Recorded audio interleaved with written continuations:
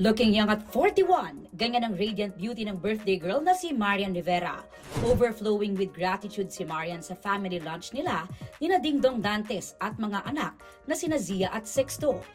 Umulan ng pagbati para kay Yan sa social media. Siyempre, di pa huhuli ang kanyang better half na si Dingdong Dantes. Last weekend pa, busy ang Kapuso Primetime Queen sa kanyang back-to-back birthday bash. Present ang kanyang mommy Amy at Lola Iska, pati na ang iba pang family and relatives.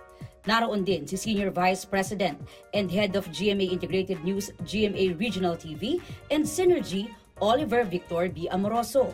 Super sweet ang mag-asawa bago mag-glow ng candle. Hanggang gabi ang party, kasama ang mga kaibigan niyan sa showbiz. Extra special din ang araw na ito para kay Rian Ramos na nag-renew ng kanyang contract sa GMA Network.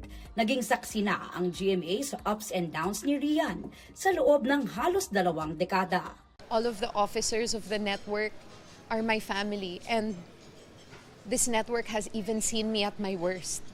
So, for me, it's such an honor to be able to promise the network that I'm going to give them nothing but my best from now on.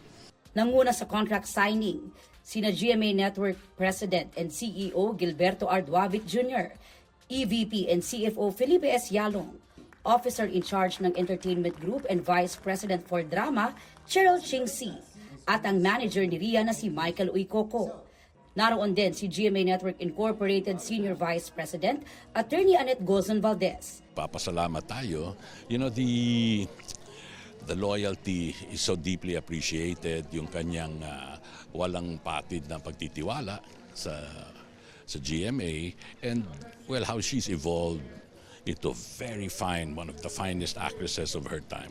All of these are things that make us all very happy. So papasalamat tayo sa kanya.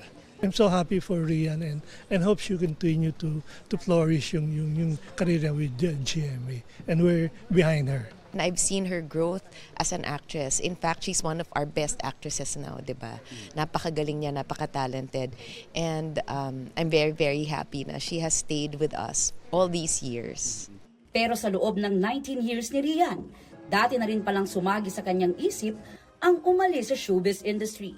Yes, there was a time that I almost quit. And I think when you do any job or anything for a long time, I think there is a point na nagiging love-hate relationship.